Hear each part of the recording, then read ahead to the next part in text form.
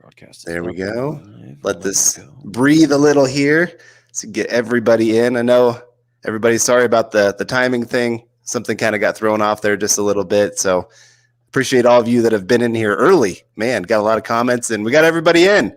So Luke, there you are, buddy. How are you doing? We're back, Carl. We're back. Yeah. It's been a little bit, but the boys are back, and the beards are back, rather. And it's MHI tonight, man. I'm doing great. The first week of Broncos camp is officially in the books. And Carl, we have got a lot to get to. There's something about this quarterback battle going on here and starting to divide Broncos country. I got my wife and my kid in the other room watching Twilight. So while they're talking about Team Edward and Team Jacob, it seems like Broncos country's talking about Team Teddy and Team Drew. Oh boy. We got to get to this, man, because it's starting to get divisive. It's starting to get a little volatile on social media, the most important thing ever. But the good news is there's plenty of reasons to be optimistic if you're a member of Broncos country. Yeah, that's always the thing is if there's a negative play, that means somebody had a positive play. So it kind of depends how you want to look at it. You want to be optimistic, hey, defense looked really great. Or if you want to be negative about it, hey, this quarterback really stunk. We'll get into all that of maybe who didn't look as on point here today. But it's fun. It's just part of the football conversation. And I'm a little tired of always having the quarterback conversation in the sense we've had it for 5 years now of who is going to be the Broncos quarterback. Maybe today a young guy maybe emerged that he could become the future at the position. I don't want to get too ahead of myself, obviously. It's 4 practices in, plenty of football left to be played for both guys of who's going to win the job. But no, it is. It's just kind of fun conversation. It's just football. And I can't wait to talk with you about it all here today. I feel like we're going to have an Allen Iverson moment where we're talking about practice, and that's all we have to go off on. But the good news, Broncos country, football is back in the Mile High City. Football is back in the NFL, and we are we're weeks away from the regular season, Carl, something that we need to be excited about, something that we need to put all of our energy into. But before we get there, guys, this is the Mile High Insiders. You know him, you love him. He's Carl. You can find him on Tuesday nights with my other partner, Nick Kendall, building the Broncos.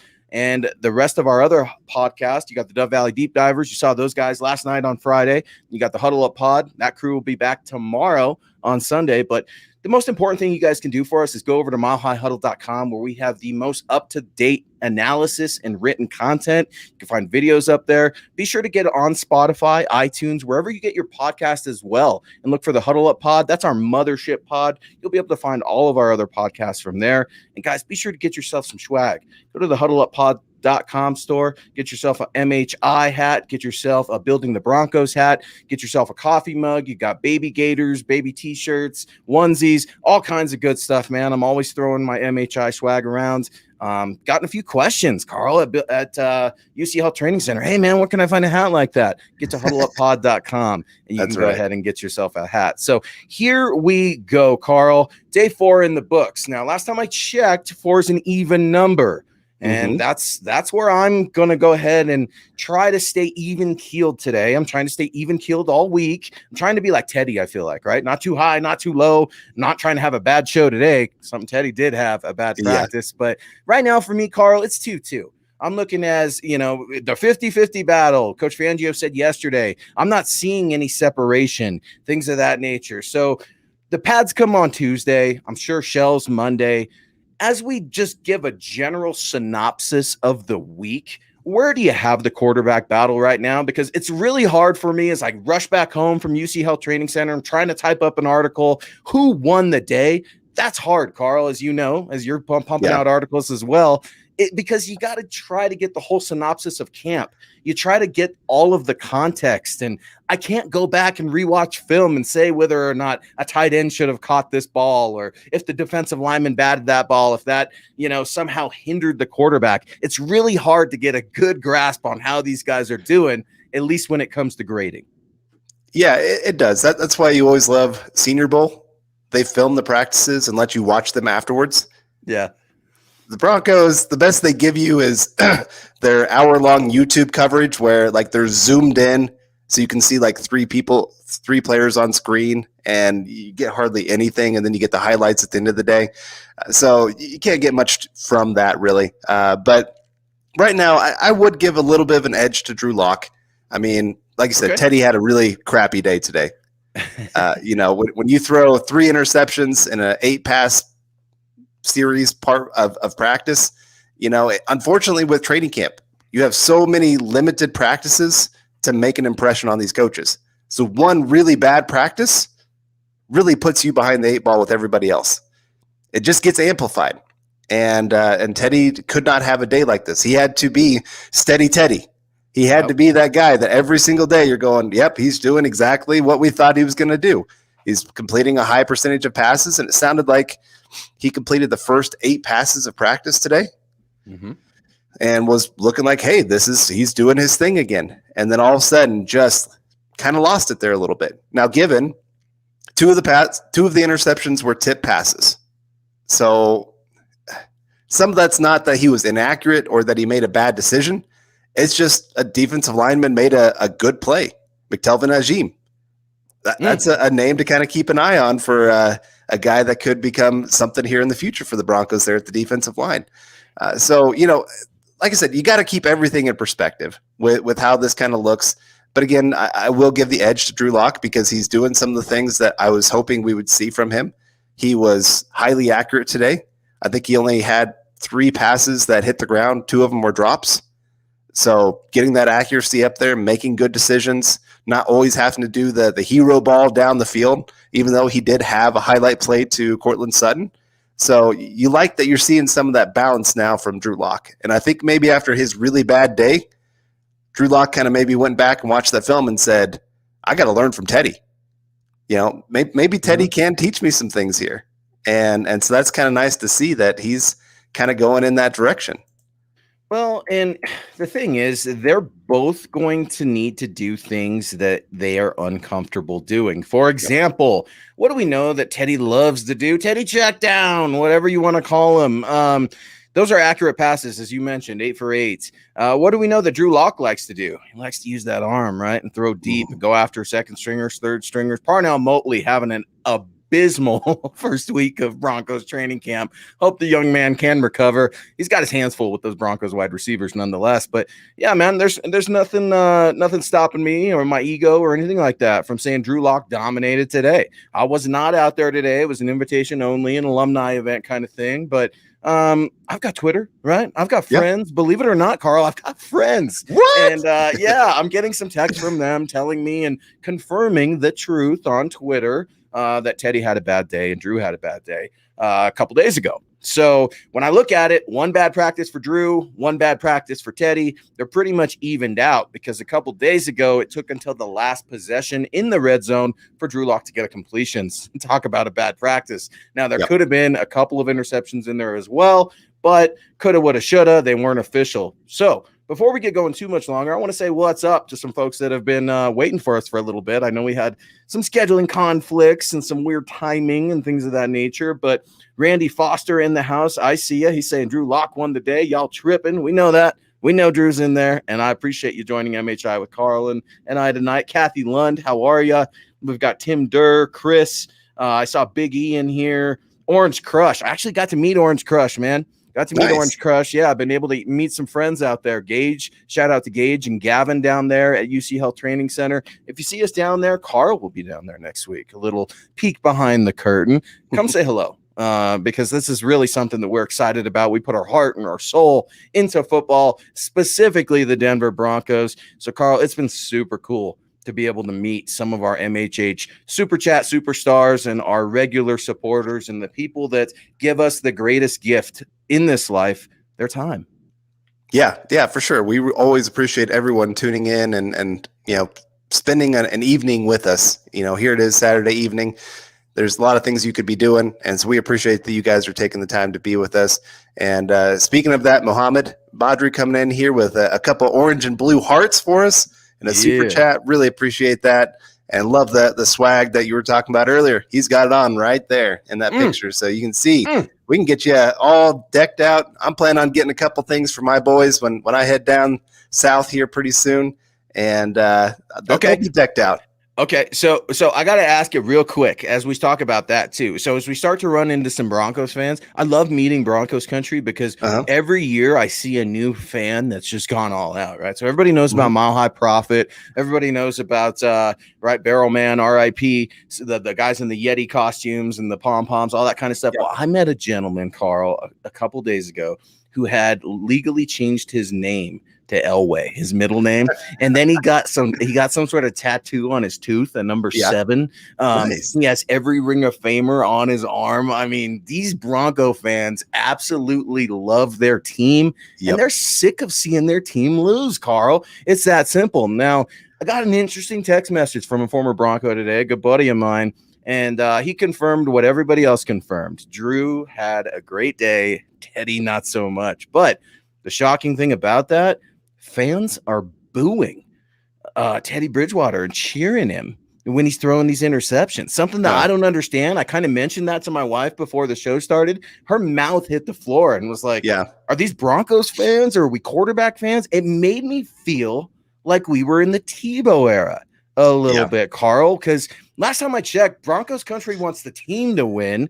And if Drew Lock and Teddy are really as close as they are in this quarterback competition, maybe that's a good thing for the Broncos and not this awful tragedy that we're making it out to be. Right. Yeah. You want both guys to be successful because that leads to success for the team. That's what everybody cares about, right? And so having, as Andrew Morrow says here with this $2.99 super chat, hashtag Team Broncos greater than hashtag Team Drew and Team Teddy. Yeah. That's exactly right. Players come and go. Thank you, Andrew. It's just that's the reality of football. Some of them are here for a longer period of time. Guys like Von Miller, Brandon McManus, that have been here for quite a few years. That's great. And you got to love those players. But there's a time that eventually they move on too. Yeah. And so it's always about, that the symbol on the helmet, this way. The words on the hat here of Broncos. My bad. My camera's reversed on me here.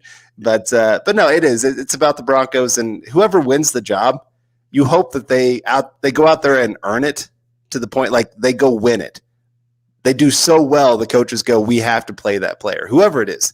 And so I'm cheering for both of them. I'm glad Drew Lock had a good day today, and I'm glad that he's doing, like I said earlier, I'm glad he's doing the things that he struggled with last year, right? Of not taking the checkdowns, of not finding the open guy, of not scanning the field. One of the plays that I read about today was a 4th and 2 play. I know everybody wants to talk about the Cortland Sutton bomb, but a 4th and 2 play where you have to have a first down. This is a move the drill or move the ball drill. And he started looking to the right. Everything's covered. Comes back to the left, finds Noah Fant wide open. That's what you want to see from Drew Lock. That, he can make all the throws. He has a strong arm. He's athletic. He can hit the bomb over the top. Can he get to his second read and be accurate? That was one of my biggest questions going into this season, and he's done it. And so, all right, well, we got some of these super chats piling up here. Well, and it's like Denzel Washington and Remember the Titans, right? When he's like talking to Sunshine, he's like, okay, you could throw it a mile, but you can't throw it 5 yards, trying to teach him the option. We know Drew has this arm, and something I am so sick of. He's got a big arm. Drew knows he has a big arm. It's been Cutler-esque where his big arm has gotten him in trouble because in college, in high school, he's been able to outthrow and outgun absolutely everybody. But this week, if I'm being honest, I feel just a slight hesitation from Drew about that turnover, right? I'm kind of waiting for him to throw his first pick just to get it done with. So that way everybody's done with, Drew threw his first pick. Shake it off, young fella. That's one thing I want Drew to really, really do, and he did a good job today. I had Drew Lock barely losing the competition yesterday. I know, one of the only ones, the Drew Lock hater. But that's because, here's the thing, Carl. Teddy doesn't need to do anything to win this job. He doesn't. That's just it. He needs to be him. He needs to be himself. Drew Lock, he's got everything to lose. So I am super enthused if I'm a Broncos fan, not just a Drew Lock fan, about today. When Drew Lock has a landslide victory, he needs to start putting a few of these together. And then as these bricks start to get forged, that's when coaches start to feel really good about making their decision. Right. All right. Well, we have Gage Madrid coming in here with the $5 super chat. Really appreciate that. Thanks, Says, Gage. how's it going, gentlemen? last few days, Trinity Benson's stock has been rising and Tyree Cleveland's has been falling. I really like Trinity. Yeah. Well, that wide receiver room, whoever makes those, number 5, number 6, maybe even number 7, depending on how they do roster structure this year, whoever wins those jobs, they're going to earn it. Yeah. And, it's not going to be just handed to you of, oh, you're a draft pick, here you go. And so, yeah, Cleveland, he's had quite a few drops so far. Can't be doing that. I like Cleveland. I liked him coming out of college. I thought he was just in a really bad system and a bad fit. I thought if he was with like an Alabama or Clemson, he could have been one of those true stars out there.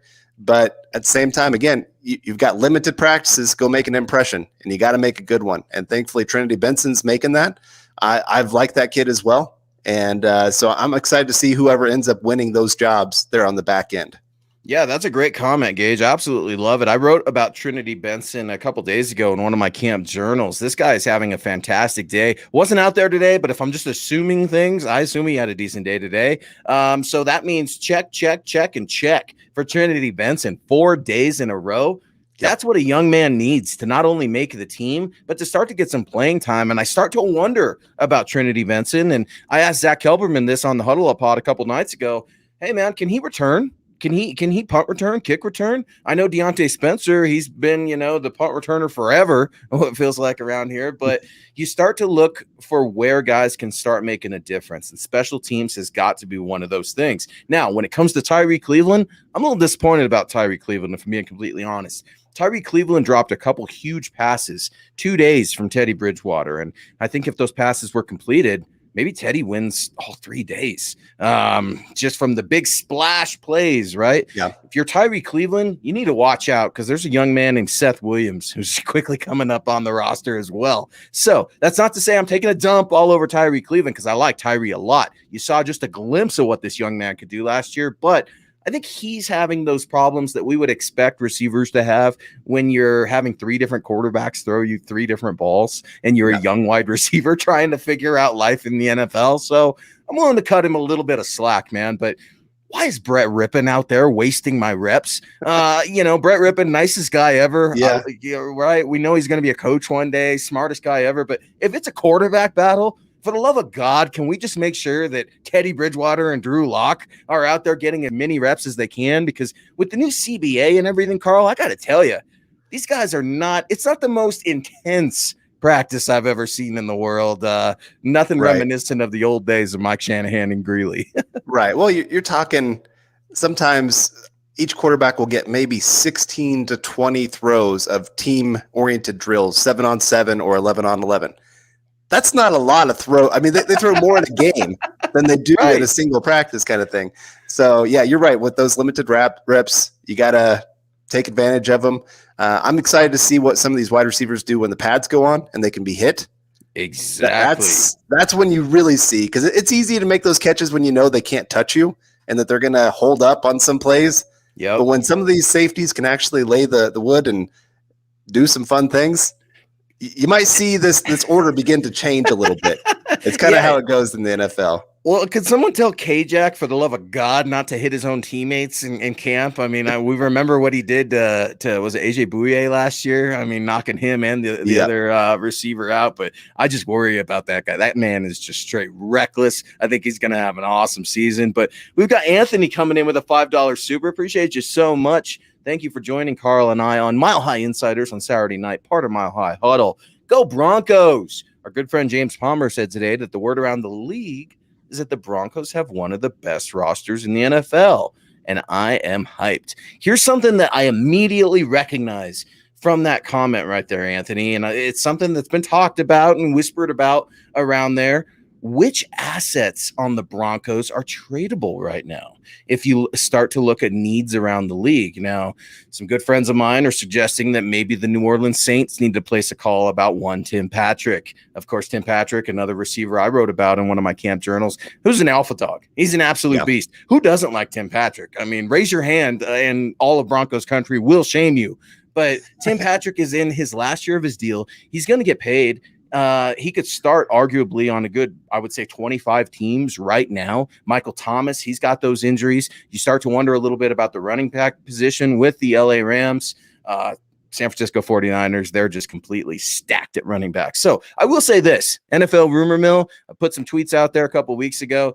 Royce Freeman, Rams are not interested in Royce Freeman. Perhaps another running back. I'm still trying to get the feelers, but Melvin Gordon, everybody knows I've been hard on Melvin Gordon. Flash is looking great. Carl, there's not a single bad thing I can say about Melvin Gordon. I don't know if it was the haircut and he's feeling like, new year, new me kind of a deal, but Melvin Gordon looking like an absolute beast in training camp right now. I don't know, man. Maybe he's trade bait. Maybe you want to hang on to him. I don't know, but it's just hard for me to say a bad thing about Melvin Gordon. I can't even believe I'm saying that right now because I trashed the dude last year. Well, his arms looked huge in interviews. So he definitely spent his offseason getting himself into shape. And I think part of that's his mom probably got after him of going, hey, you can't be fumbling that football. Get into shape. Go earn your money, buddy. And so right now, I'm not really one that's wanting to trade too many players. Courtland Sutton, you and I were talking about it before the show. That knee's still bothering him some. They're going to have to really slow play that. And I think some of that could go into the season itself. And you can do that because you have a Tim Patrick, you've got Jerry Jeudy, you've got KJ Hamler, who are all looking great. Then you've got some other young guys behind them that could still kind of sub in for some of those opportunities. But I just don't want to hurt a position of strength, possibly, especially when a guy's coming back from injury. And running back can get very thin very quickly. It's one of those positions that injuries stack up real quick. And so unless some team comes with a deal that you're just like, I can't pass this up. Like if the Saints come and say, we will give you a second-round pick for Tim Patrick, then I'm going, okay, here you go. Tim, have fun in New Orleans. How about a third? I feel like a third is probably a little more realistic than the second. I would do it. I'd pull the trigger on a third. Is that a little too low for you? Because you bring up a good point, Carl. Courtland Sutton's uncomfortable. If he's uncomfortable right now and you do need to hold him out a little bit, that elevates the status of one Tim Patrick, who can do Courtland-esque like things, right? I'm not going to call him Courtland Sutton, but when Jerry Jeudy was drafted in that first round, that signaled something to me. We're going to go on the rookie contract, especially when we go back-to-back wide receivers with one Jerry Jeudy and KJ Hamler. And KJ Hamler, folks, Carl said it a minute ago, and I'm going to re-echo that. KJ Hamler is looking fantastic. Do not worry about the 5 to 10 pounds of muscle that man put on. He has not lost a step. He is laying out for passes. He is getting his team energized. He's John with some of these defenders, and I absolutely love it, Carl. So I think that's a really interesting point. Something you need to monitor with Courtland Sutton is that knee, and I was a little worried about him yesterday because he's not quite as explosive. I don't think he's putting 100% on that leg just yet, and that's fine. I don't need him to. But then what's he do today? He goes out there and balls out of control. So it's finally nice to have depth. Maybe I need to cool my jets just a little bit. But, Carl, we finally have so many toys now, the ones that aren't being played with, I just kind of want to get a little bit of value for. So I understand. Yeah, something to look out for if you're a member of Broncos. Yeah, and we're big draft fans, so it's hard not to want to go get some of those draft picks, make that day fun. But all right, well, we have Seth Harman coming in here with the $4.99 super chat. Really appreciate that, and appreciate all you guys do, and we appreciate you, Seth, and everybody that's in here today. Always, like I said, this is always fun for us. Like this is a dream to be able to come here and talk football.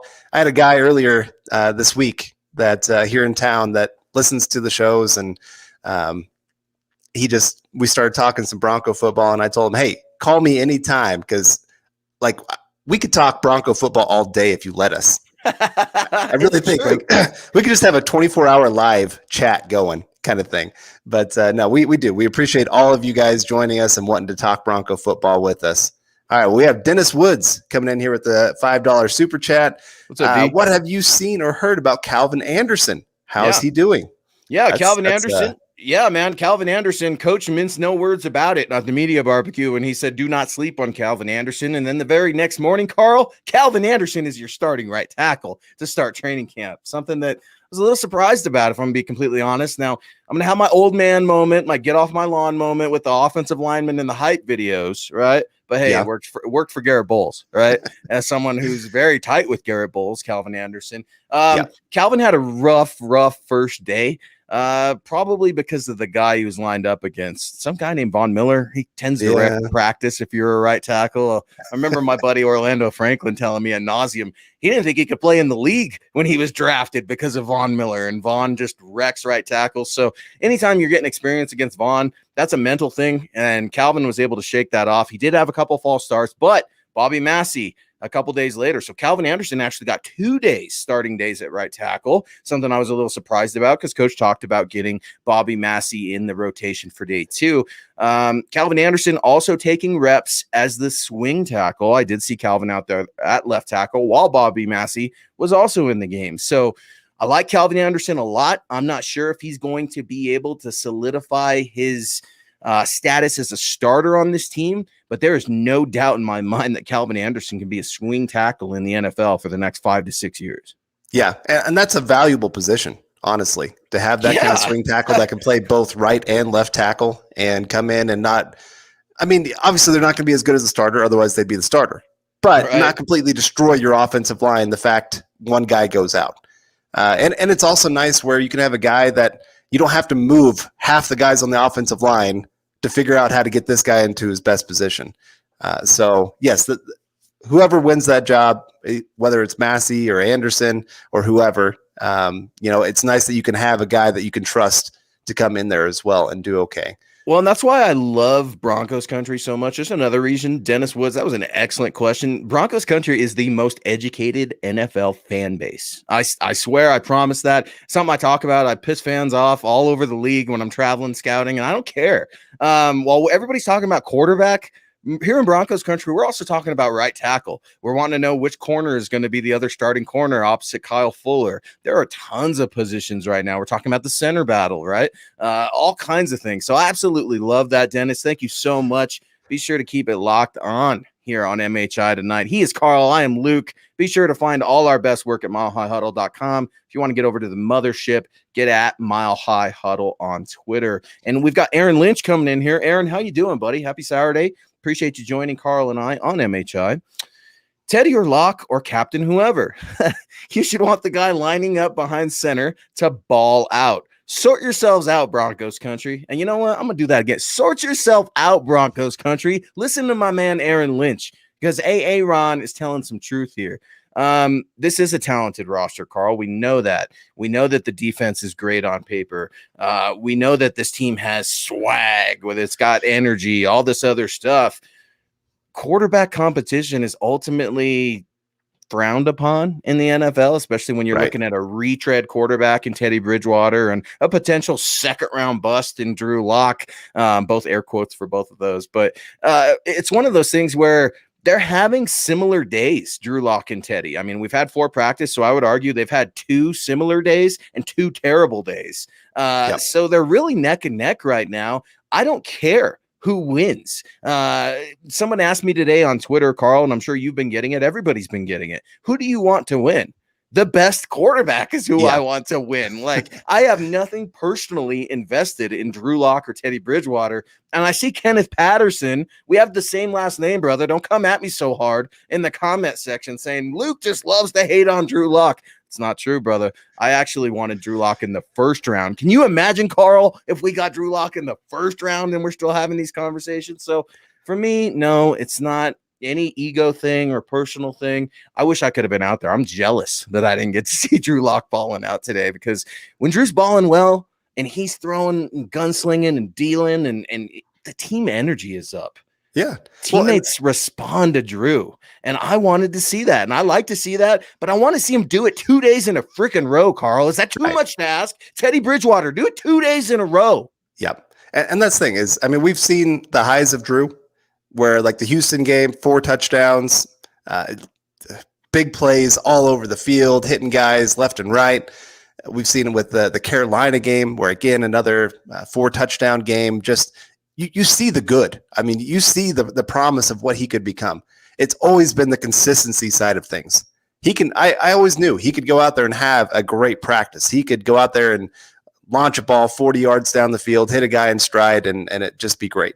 We just need to see the day in, day out him be able to do that, where he can make the team believe every week this guy's going to show up. So then we better show up too to really back him up. Well, and here's something that I do like about Drew, and he talked about it this week at one of the press conferences. He talked about growing up a little bit. He talked about, getting some grown man strength, if you will, or, getting a few hairs on his chinny chin. And, and he's, of course, poking fun of himself a little bit. But I like that. He's not only, diffusing his haters, which apparently is me. He's giving a little bit of insight as to his maturation process, not only as a man, but as a quarterback, something Vic Fangio has talked about as well. Yes, you can learn things in the locker room, but how do you apply them on the field? How do you react with those split-second decisions? And some things that I'm tired of seeing, there's some things with Drew Lock I don't want to see anymore. Get rid of the ball in under 4.1 seconds. Drew Lock was one of the least sacked quarterbacks in all of the NFL. He held on to the ball, I think, second or third longest in the league last year. So that's a problem. Drifting right. That's a problem too. Defenders know it. They see it. We chart. Carl, you chart the film. I chart the film. Nick charts the film. We do this 2-3 times every week. And I see some of the same mistakes. Where I'm seeing some of the improvements, though, is he's starting to manipulate the pocket a little bit. He's sliding around. He's sliding up. I'm seeing footwork finally that's been cleaned up. And sometimes I feel like Drew is so honed into that footwork that he's missing a few reads because he's thinking on his 3-step, 5-step drops. And I like that because even though he's still making a mistake, his internal processor is moving. What do I need to do first? I need to get the snap. I need to make my pre-snap reads. I need to use my footwork, things like that. Those are things that I really, really like from Drew because that tells me, one, he's been putting in the work. We know about that. Peyton Manning called him. I don't care. Whatever. Now I'm starting to see some of those results. Potential gets you fired in the NFL. Drew Lock needs to make sure he translates potential over to production. Yeah. All right. Well, we have Kane Dawson coming in here with the $2 super chat. I appreciate you fellas and all of the MHH family. Again, appreciate all of you guys as well. Thank you. And just all that you guys bring to the table. And then we got Riley Malloy coming in here with the $1.99 super chat. Colts could trade for Teddy. Yeah, they might be on the lookout for a quarterback. Can you believe that? If Drew Lock wins the job, if here in a week, like, hey, Drew Lock is our guy, we're sticking with him. It's not beyond the realm of reality. If the Colts call and say, hey, we want to give up again a second, third round pick for Teddy Bridgewater, it's going, hey, we traded a 6th round pick for this guy. Now we're getting a 2nd or 3rd round pick for him. Then you go ahead and do that. If it's not something like that, though, I'm not trading him because you like to have that quality backup. You like having that veteran in the room. And Drew Lock hasn't exactly shown that he can stay healthy. 2 seasons, 2 injuries. And Teddy's not the greatest guy staying healthy either, obviously. So both these guys, even if one of them wins, it wouldn't surprise me if we see both at some point this season anyway. So it's going to take an offer that wows me to make me want to go ahead and go that direction. Yeah, Riley, I absolutely love it, man, because you're showing again, Broncos country, most intelligent fan base in the NFL. Riley's like me, right? He's trying to figure out where he can get the most bang for his buck. And Carson Wentz, man, I wish I could have said, I called this one coming, but hey, it's one of those things where the Broncos aren't sure who their starting quarterback's going to be. They're not going to trade away the guy who would lose that competition to be the backup. The coaches and the players both like Teddy Bridgewater. I know Broncos country doesn't want to hear that. They like Drew Lock too. Don't get me wrong. But Teddy's been here for a minute, and he's already like best friends with all the guys on the team. He's down there yucking it up with Justin Simmons and Kareem Jackson, and they're not telling jokes, Carl. They're literally coaching each other up. Teddy's telling the DBs what he's seeing. DBs are telling him what they're seeing when he's doing certain things. Then he's down there with the defensive linemen, talking with Shelby Harris, Mike Purcell. Mike Purcell, get better, baby. We need that ankle to feel better. No time turn table on that just yet. But it's one of those things where I'm seeing that synergy. I know that the coaches like Teddy as well. Teddy's Teddy. He's comfortable. He's never too high. He's never too low. He's right here. And Drew's been high. He's been low. One thing, though, that's really pissed me off about Drew Lock, and I just got to get this off my chest, right? Everybody loved the Teddy quote the other day with, I'm a survivor. I'll come out you throw me in the jungle. I'll come out with a fur coat on and headband full of leaves. I absolutely love it. And I think it's D-Mac, right, that asked Drew the same question. Do you deserve to be the starting quarterback? And Drew is humble and gave his humble answer. And I wanted Drew to be like, you're damn right I should be the starting quarterback. My work is going to show you. I may not have had the best day today, but just wait until the pads come on next week, because that's the confidence I want out of Drew. That's not swag, but Zach Kelberman, our own, and Chad pump my brakes a little bit because they're like, whoa, Luke. If Drew said that, everyone would be torching him all over Twitter and everything else, just like Teddy right now with his 3 interceptions. So I completely get it, man. It's Teddy and Drew get along. That's something that I like too, and something Broncos country take note of. Those two get along. So why can't we all get along when it comes to this quarterback competition? And speaking of getting along, a guy that I'm really, really glad hopped into the stream, Gavin. What's up, buddy? 199 Super. Gavin, I've gotten to meet with Gavin and rap with Gavin for 2 or 3 days of training camp. And nice.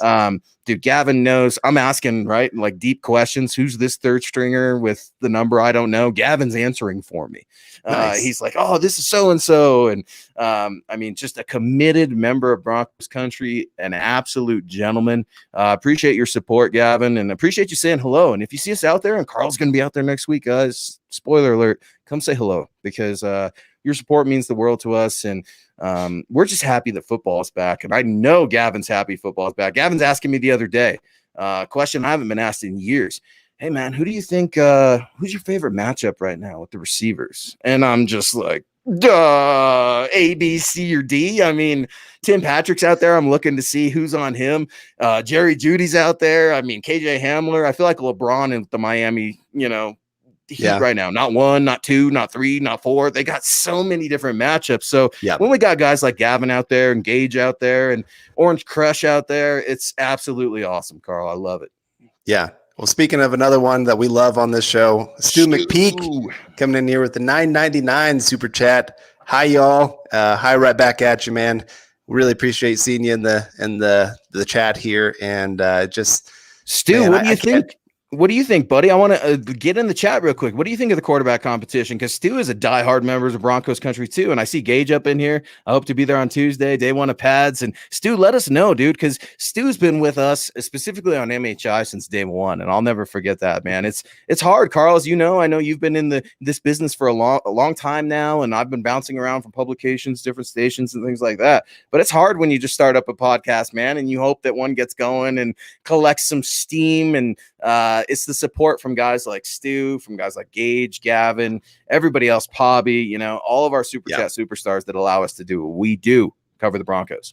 Right. Well, yeah, Nick and I have been doing this since I think it was 2016, the Paxton Lynch days. Oh, God. And debating that quarterback battle.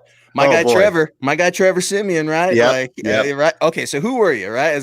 So I was the guy, hands up, full disclosure, right? It was at the game against the Dallas Cowboys. I'm like I'm right there in the foxhole with Stink, right? I'm like, pay Trevor, right here. I'm eating that crow. Were you a Paxton Lynch guy or were you a Trevor Simeon guy? I was a Paxton Lynch guy. I still owe Nick lots and lots of adult beverages because I bet that Paxton Lynch would turn into something good for the Broncos and be their long-term answer. So that's one of my worst moments in football when it comes to like football takes. Yeah, that one came back to bite me.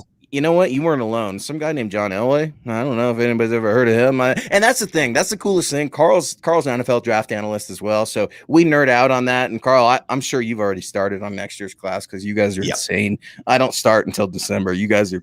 I thought I was a draft junkie, and then I met you guys, and I'm like, you guys are crazy. Yeah.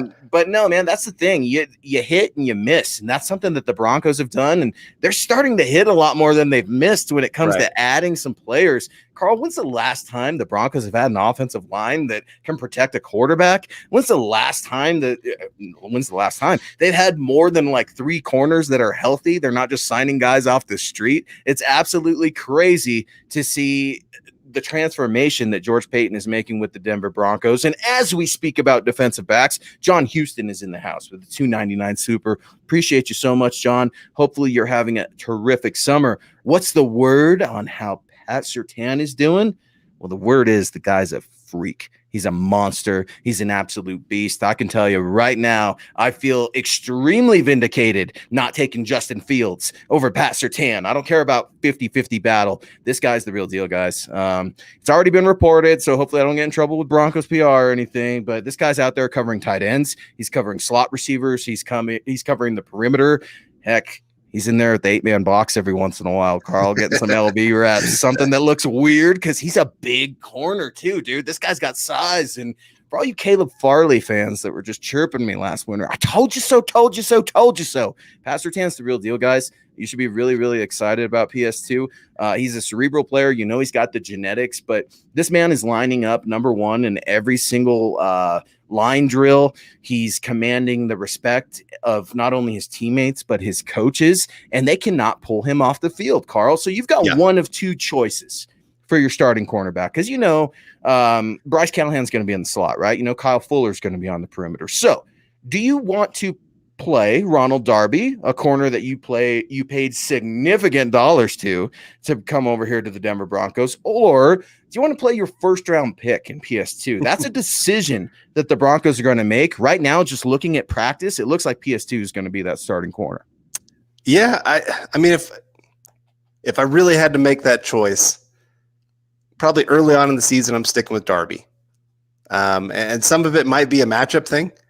Let's say Broncos are playing the Chiefs. I trust Darby a lot more to go against Tyreek Hill with that speed than I do Surtain. Just Darby has that long speed that can actually go down the field and keep up with them and just kind of ease Surtain into this kind of season, I guess, a little bit. But even there, I mean, I expect the Broncos to play a ton of dime this year. Yes, that could be their base package, Carl. Yeah, I really think spot on, dude. Yeah, I think by the end of the year, you're probably looking at like 65% of snaps are going to be in dime formation. And now it's going to hurt the run defense. Don't expect the Broncos to be number one in run defense this season. I'm already preparing myself that teams are probably going to say, hey, we've got to run on this team because we can't pass on them. Right. But I do expect Surtain to be down there playing some linebacker almost, playing that slot safety at different times. And that's nice to hear that he's having all that thrown at him and he's handling it well. Like most rookies, their head is spinning with one position. You throw 4 or 5 at one guy and you don't expect him to actually be successful. But Surtain, like I said, I'm hearing he's smart, hardworking, listens to coaches, does all the right things that you want for a guy that can be a true face of your franchise moving forward. Guys, his teammates are shocked. I'm not going to name names, but I'm hearing through, the rumor mill, guys are saying we've never seen a rookie come in and pick things up like this. I wrote about it on myhighhuddle.com. I said that he would shatter the rookie mold of what being a starting cornerback in this league is going to look like. And I hear what you're saying. Maybe you want to ease him into it because, getting beat, something that's going to happen in the NFL, no matter the position. You don't want that to affect a young man's confidence. So I think that you bring a definite logic and level-headedness when you say maybe you just want to ease him into it. But I want to see how those preseason games look. But when I'm seeing PS2 lined up against his old teammate, Jerry Jeudy, I get goosebumps just talking about it. They're running together, and it's hard to see who's going to beat who. KJ Hamler, the only time I saw PS2 kind of get beat, really get beat, almost burned, if you will, is with KJ Hamler. And it's just because KJ Hamler was going on a slant route and he took full advantage of the zone coverage. So I loved it because PS2, he stuck to his guns with his defensive assignment, but KJ Hamler showing that he's starting to understand a little bit more of the intricacies of where he can start to manipulate defenses, and especially in the middle of the field, Carl. And I appreciate the question, John, because everybody wants to know how the number 1 draft pick, Pat Surtain, is doing. And can we talk about how weird it is to see a number 2 still as a cornerback? I'm trying to get used to all these numbers. Are you doing okay with that? Because I'm struggling. I see 23 out there. I still think it's Michael Ojemudia, and you got PS2 at number 2, and you got Jalen Ramsey wearing number 7 or something like that, or it's just it's new, and I don't like change. I fear change, Carl. So I'm having a hard time. Yeah, I'm having to check the depth chart and what number is who a little bit more this year than most years. But all right, here's another draft pick for the Broncos this year, coming in from Kane Dawson, super chat. Thanks, Kane. It says, I'm so hyped for Caden Stearns, who just got his first interception in training camp. Was it 2 days? Yesterday? Yeah, yesterday. 2 days ago. 2 days ago. And I can't wait to see what he brings to not just special teams, but fight for starts this season. #win the West. I love it. Yeah. So what's interesting about that, and you guys all go back and look at it, because this, you can go back and at least like get just a little bit of the intricacy. They've been miking up the coaches, and I love that. Did you see Mike Munchak mic'd up? That was freaking awesome. He's kind of giving Garrett Yeah. Bowles some grief. Vic Fangio's like, you're not even going to help your own guy up, and all this other stuff. Go back and look at Ed Donatel, Ed the Don, mic'd up, and he's talking about Caden Stern's first interception on a Brett Rippon throw that was atrocious. And Ed the Don kind of telling Caden Stearns, hey man, that you better have made that interception because it was right there for you. But at the same time, he was celebrating the rookie success. He was trying to get the ball for him. Hey, can we keep that ball? And I think it was Flip, right? It was like, no, we can't keep the ball. It's a practice ball. So it's kind of funny, but you see that, and that's a good thing. It's also weird to see number 30, right, in the defensive backfield. I think that's Caden Stearns right now. What's the biggest concern with Caden Stearns coming out of the draft? It's been his tackling, right? At least for me, they like to see him as a ball hawk receiver. At least I think that's how they've described him. Would you say that's a fair assessment? If I remember right, he didn't have a single interception in college. Right, but they're describing him as a ball hawk. I know, which is so weird. And he can't but he's not a good tackler either. So like maybe it's his frame. He's got he doesn't have the Justin Simmons height to him. I definitely don't think of him as a strong. He's more of a free. But Caden Stearns, man, that's a guy that you need to watch out for, because we know Kareem Jackson is on the last year of his deal. He's probably on his way out.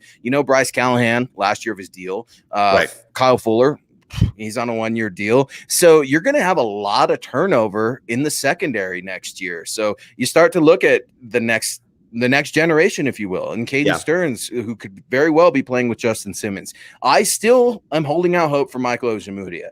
I'm still pissed off that Vic had him in the doghouse last year, because I don't think he deserved all of that. But one thing that I'm hearing a lot too is maybe Michael Ojemudia play a little safety. You know, if he's struggling at corner, he's got that intellect, he's got that height, and Lord knows he's from Iowa, so Nick loves him. But it's one of those things where the secondary, you need to pay attention with these guys' development this year, because while you may not see a lot of them this year, you're going to see a bunch of them next year.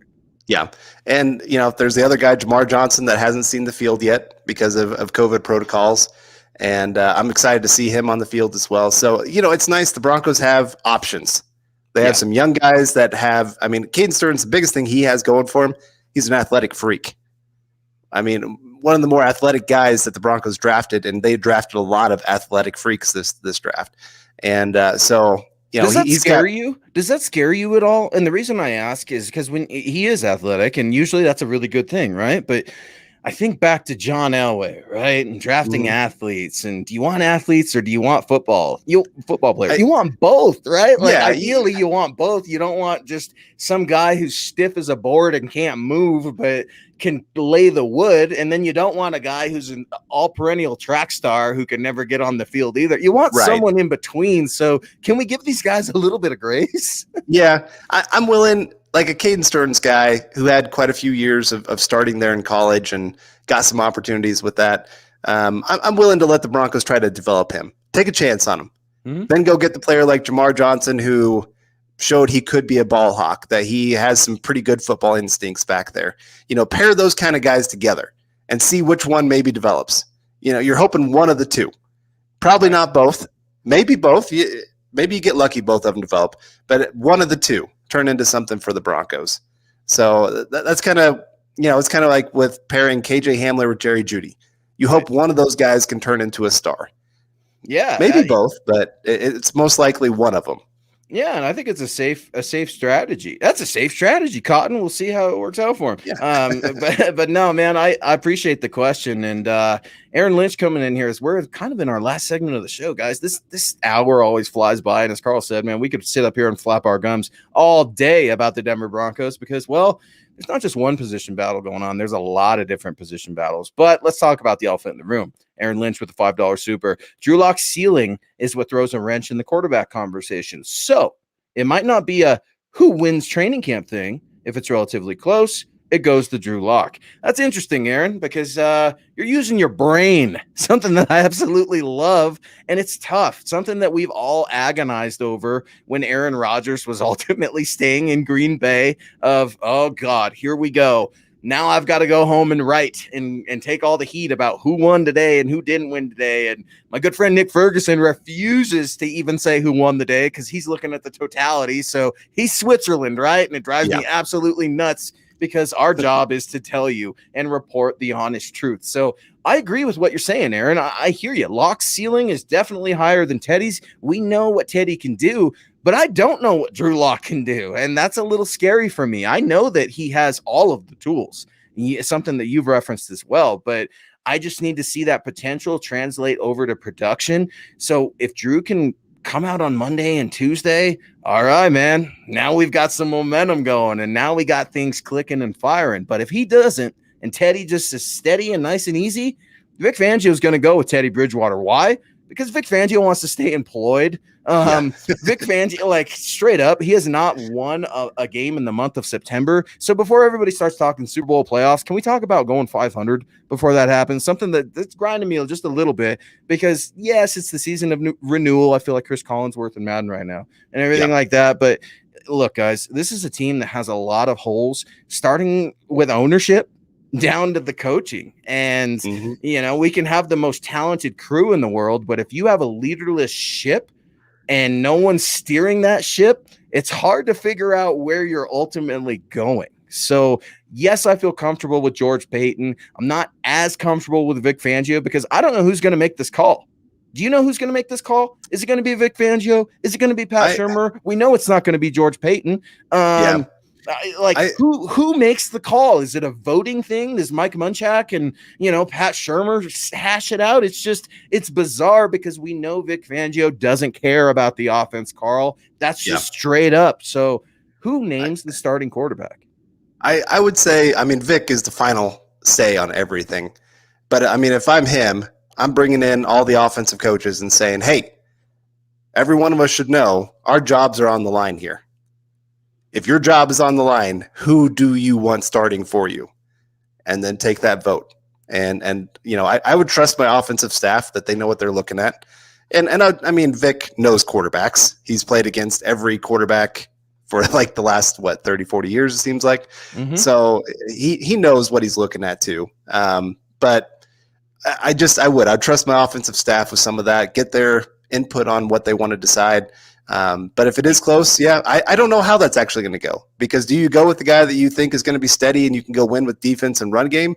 Yes. Or do you want the guy that can go out there and, throw a lot of touchdowns, but maybe a lot of interceptions too? I don't know. It's going to be very interesting to see how that plays out, especially if it is close at the end of training camp.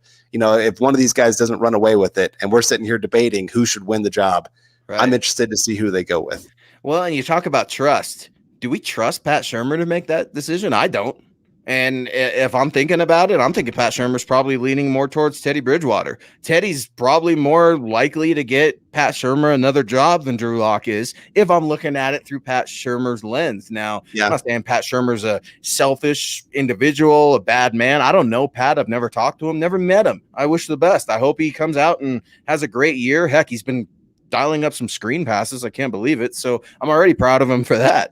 But it's just one of those things, man, where it's hard to say, because when you don't have that coaching staff, Mike Shula, what's his opinion worth? I would argue that man knows quarterbacks, and Cam Newton is emphatic that Mike Shula saved his career, the start of his career, to this day. So, I wrote about it in the offseason too. Maybe Mike Shula is looking at an elevated role with the Broncos in the future. Don't know, pure speculation, but it's going to be interesting as time will start to reveal who that quarterback will be. And as we wrap up, we've got Seth Harman coming in with a $4.99 super.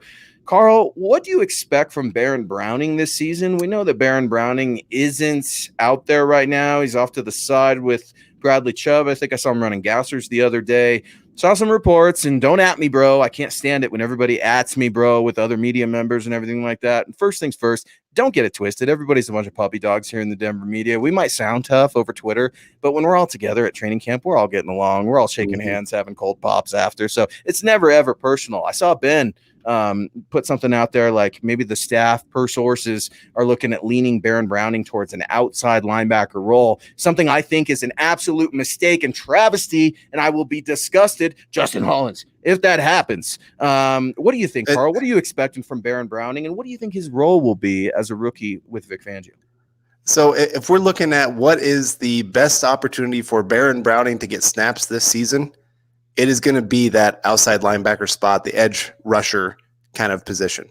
Because one, Broncos are not very deep at that position. You know, there's a lot of unknown past the top three, I guess you should say. They had Tuska out there the other day, like because what, you had Vaughn on an off day, you had Chubb out, so I'm like, okay, what you got Malik Reed and Derek Tuska, you know, and Jonathan Cooper on the that you're right, that's a lean position. Right. So if he wants to get snaps on defense this season, that is probably his best bet. Plus, one of his biggest struggles last season for Ohio State was he doesn't have the greatest instincts, partly because Ohio State moved him around so much. Yeah. I hate when colleges do that because me too. It doesn't help the player. It doesn't give them the best opportunity for their future. Maybe it helps the team, but it doesn't help the player. You're exactly right. Killed his stock, and you and I, like, I don't know. I was shocked, at least when we were covering draft on these very airwaves, and I'm like, Baron Browning, 2nd round, 3rd round, 4th, you know, and I'm like, wow, linebackers, just Jeremiah Owusu-Koramoah. I mean, like, to Nick Kendall's point, because I love to make fun of Nick. It drives me crazy saying Nick was right, but with the linebacker as the key value position, right? And then you're seeing what the Tampa Bay Bucks did to the KC Chiefs and everything like that. You saw that a little bit with the draft this last year, and you're right. Ohio State didn't do Baron Browning any favors, Carl. Right. So for his best bet, it would be edge. Throw in, because the Broncos want to play so much dime, that off-ball linebacker spot doesn't need as many guys. If you got 3 guys, which they have right now with Jewell, Johnson, and Sternad, you don't need a whole lot there. He's just not going to get a whole lot of snaps. You're good with those 3? I'm not. Which one of those 3 can cover tight ends? I know I just sat here and said Pastor Tan's got your back, but, you know, I got Lloyd Cushenberry out there knocking Alexander Johnson on his ass yesterday, something I absolutely loved, because what did we need to see from Lloyd Cushenberry? He needed to be nastier, nicest guy in the world, right? But it's just, man, inside linebackers tough for me, brother. It really is, because Alexander Johnson is a run defense machine.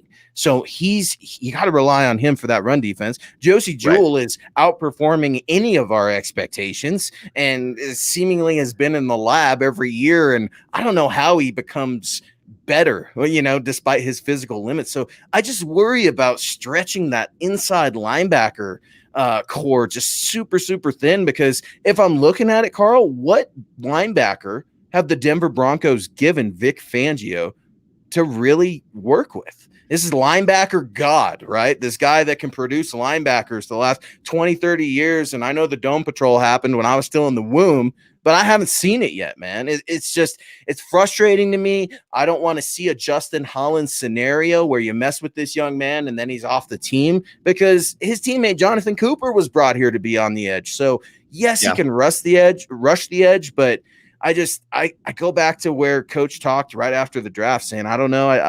I don't know where we're going to put him. We're going to have to figure that out. I guess it's a good problem ultimately, right? Because he's versatile as opposed to one-dimensional. Right. Well, it just depends. For the Broncos, do they care about what he does this year, or do they care about years 2 through 4? Good question. Because that to me is where you play him at that point. But all right, we got a lot of super chats to get to as we're winding down our time. We got John Houston coming in here with the $2.99 super chat. So is Wentz out all year or something? Is he done? Last I heard, and I haven't checked the reports here today, is he's going to miss significant time, maybe half the season kind of thing. Who's their number 2? Who's their number 2 quarterback out there in Indy right now? Eason from Washington. Oh. You gotta love it, Colts fans. You cannot make this stuff up. And anytime I can throw shade on the Colts, I will, because they are kind of our sister station, with Chad Jensen taking some responsibilities over there with the Colts as well. Yeah, man, Carson Wentz, that's tough. That's a tough deal if you're Indy, because they've got some pieces in place as well, and you're starting to see these injuries. Knock on wood. When I am out there at Broncos camp, that's the only thing I really want at the end of the day. No one get hurt, for the love of God, please. We know injuries are going to happen, Carl. It's part of the game. Freak injuries, though, have just bit the Broncos, going back from Vaughn to Cortland's shoulder. I mean, everything in between. It's just something I can feel, you know, the hesitation, and maybe that's why practice is a little lighter than I'm used to it being. Maybe they're just being a little extra careful with guys. I don't know, man, but it's tough because you plan on injuries happening, but you're never ready for them. Something that the Broncos are trying to get through as camp marches ahead. Yeah, it's one of those, since a lot of these players are in their second year in the system, I don't think you have to push as hard on some things. Now you're just working on the little details, right, on getting the system right and getting people in the right position. And, you got some guys that are coming back from injury of a Chubb, Sutton, Von Miller, all those kind of guys. And so you do want to kind of ease them into, you want to win in September, but of course it's important to be winning in December too. And you don't want to be without those guys. So yeah, I don't know. I always go back and forth of how much to push players during training camp. Look at Tim Durr in here. I like his comment. Let the Colts trade for Minshew. Because, of course, everybody's seen Gardner Minshew with that, haven't taken a beep in, 2 weeks because number 2. So I love it, Tim. I love it. Broncos Country staying awake as we march on our Saturday night and always looking at the news in the NFL. I absolutely love it. He's Carl. I'm Luke. It's MHI on Saturday nights. Carl, you can always find him with Building the Broncos on Tuesday nights. You can find his written work at milehighhuddle.com. And I appreciate Carl stepping in. And as we start to head on out, be sure to grab yourself a hat like Carl and I have at huddleuppod.com. Get your swag on, get yourself a coffee mug, grab something for your wife, your significant other, your baby, all kinds of good stuff.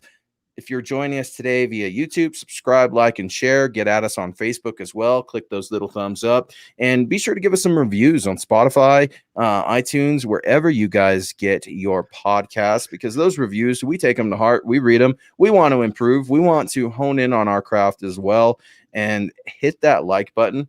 And look, guys, we love Super Chats. They're absolutely critical to supporting what we do. But you know what we love more? We love interacting with you guys. So be sure to get at Carl on Twitter. Get at me on Twitter as well. We're always rapping football. It doesn't matter if it's midnight, 4 a.m, 6 p.m., Saturday night. We get things going. And the Huddle Up boys will be back tomorrow. I think that's Zach and Chad. And then what you've got, I think Chad's Book Corner, I think, is going on Sunday as well. We've got so many shows, and we've got guys and gals working over the night. Across the seas. I don't know if Broncos Country always knows that, but I like to reference it. We've got a couple gentlemen that when we're sleeping, they are literally grinding on Broncos tape, film, and articles. Be sure to get at milehighhuddle.com. And Carl, I can't thank you enough, man. I texted you earlier in the week because I was so excited to do a show with you. It's been so long since we've gotten on, man. And anytime we can mix these shows up, we have an absolute blast because we love to raise hell. We love to josh each other. But more importantly, we love football, and we love talking football with our guys and gals in MHH. Yeah, that's for sure. And I just appreciate you letting me come on here from Mile High Insiders. It has been too long since we've gotten the chance to do a show together. And I'm excited, hopefully this Friday, to possibly be out there, get to see you live in person. Yeah. Get to shake that hand, and the two beards unite. I'm going to have to grow mine out a little bit more. Yours is looking pretty good. Yeah, no, Carl will be out in Denver next week, fellas and ladies. Be sure to come join him, say hello, shake his hand, take a picture with him, Carl and I. I'm sure you'll be able to find some videos, some cool stuff that we've got coming down the pike as well. But most importantly, Carl, I love Building the Broncos on Tuesday nights because I love to josh Nick for everything that he says, and I love to watch you put him in his place. So be sure to get Carl with Building the Broncos on Tuesday nights as well. And more importantly, Broncos Country, as we start to head out and I stop flapping my gums and you guys go enjoy your Saturday night. This is football we're talking about here. Remember, let's never make it personal. Don't know Drew, don't know Teddy. I'm sure they're the nicest guys in the world, but either way, we need them to be absolute killers on the football field next week. Drew Lock, can you keep that momentum going? Teddy Bridgewater, can you bounce back? Or have we seen the best? Only time will tell. He's Carl. I'm Luke. Always believe in that Mile High Magic.